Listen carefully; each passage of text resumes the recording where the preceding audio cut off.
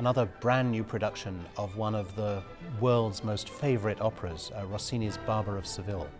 Will be conducted by an exciting young Italian conductor, Michele Mariotti, making his lyric debut. He conducted Rigoletto at the Met only a month or two ago. I remember the person to talk about him here was Bruno Bartoletti, my Really? predecessor. He sort of spotted him early on, so Yes. I'm glad he's coming.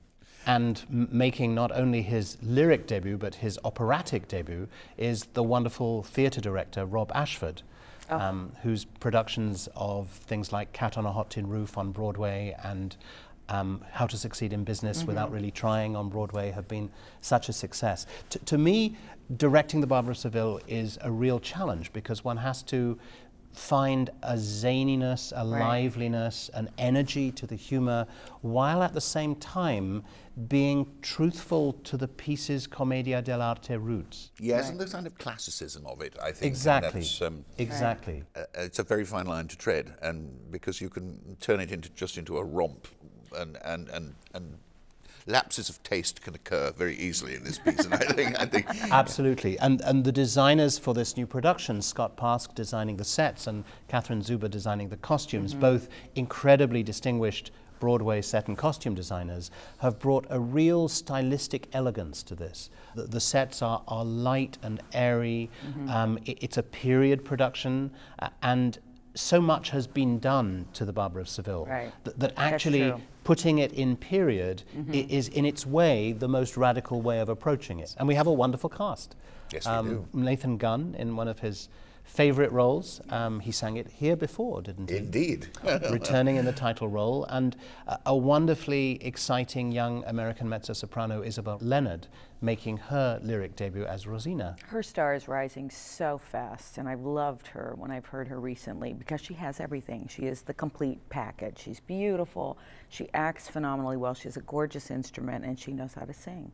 So it will be exciting to see her take on this iconic role. Yes, and our Almaviva, Alek Shrader, is an artist you know well. Yes, he did a fantastic Albert Herring with me in Santa Fe a couple of years ago. A great comic talent with that sense of proportion that I think that you need really to do comedy well. So Yes.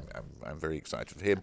And then, of course, we have Alessandro Corbelli, who is the great exponent alive today of that kind of buffo role, I think. Yes. He's an artist who is so rigorously disciplined in what he does that I think an opportunity for him to work with a very interesting theatre director like Rob Ashford should generate some really scintillating results. Some fireworks. Yes. And I will always be grateful to him because he saved me in my La Scala debut. Really? As Don Elvira in Don Giovanni, I came on stage. It was a slick, lacquered stage. And stepped on my costume and immediately proceeded to fall flat.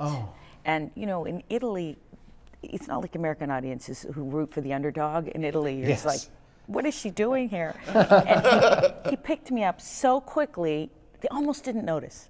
So I owe him for life. That's a colleague, isn't it? Yeah, that's a colleague. That is a colleague. But he is truly the go-to person for this repertoire now. He is at the top. I think so, and I can't wait to see this. It's a piece that's very dear to my heart because it's actually the first piece I ever studied when I went to work with Ferrara in Rome.